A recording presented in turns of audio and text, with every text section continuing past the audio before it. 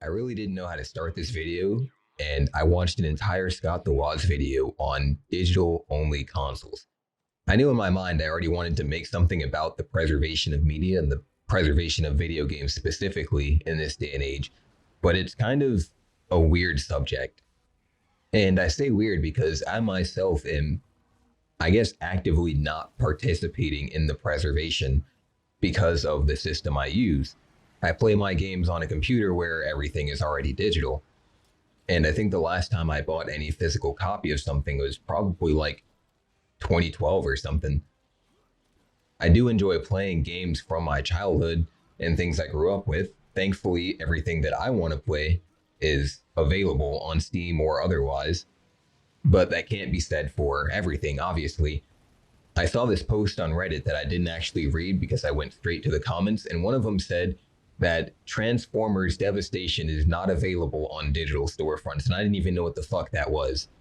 So then, upon researching and looking that up, someone is trying to sell it for a sum of $600 on G2A.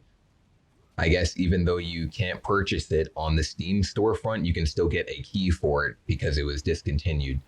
And then this threw me in for a loop. I started going rabid. I needed to figure out how big discs were. How big of a game could you have on a disc that would still make physical media viable?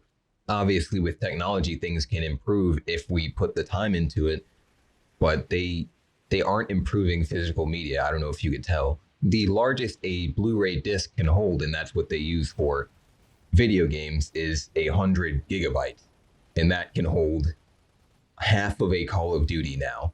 If that meme of Western Game Dev Been Here was made in like 2015 or so, it would say Western Game Dev Been Here. How can you tell? 2 video game discs. Red Dead Redemption 2, by the way. But you know what? That is still physical. And it's time to cut the intro short. Let's talk about whether or not preservation will be possible in the coming future. We already know that physical games are going away. Like, it's pretty obvious that maybe in 20 years or so, there won't be any physical copies. So then that leaves the idea of cracking software or trying your best to go around digital piracy laws or whatnot to keep this game when it leaves the storefront or when it moves to a subscription-based service. I'm not a hacker or anything, but it could be as simple as someone taking a $70 hit for the team and planting a seed, or it could be as hard as something much more intrusive or rigorous. I truly don't know. Though I don't know if I like the idea of someone having to be a Robin Hood for people that have older games, but I'd be thankful if someone were to do that for me. Aside from that, a lot of people take issue when a game is removed from the digital storefront, especially for console games. If a game is digital only, once it's removed from the store, it can never be played by new players. It doesn't get removed from your account, no, but new people can't buy it, obviously, and it's not going to be on the newer consoles, which could be an issue for some people too. You know, backwards compatibility and all that jazz. And the question is, how hard is it to put an emulator on the newer consoles for the older games? Mostly for the digital ones that were removed because the backwards compatibility, I guess, engine in some sense is an emulator just for the games that they pick. So in general, for consoles at least, it is possible to have these old medias restored. It's just not happening. So in short term, as of right now, a lot of these medias are still quote unquote available, just not on the consoles. On the PC side of things, emulation is still relevant. It's even relevant beyond digital. You can have physical emulation, or I guess physical reading properties for emulation. I tried to find a few applications that did read discs for emulation, and I only found this one. It's RetroArch.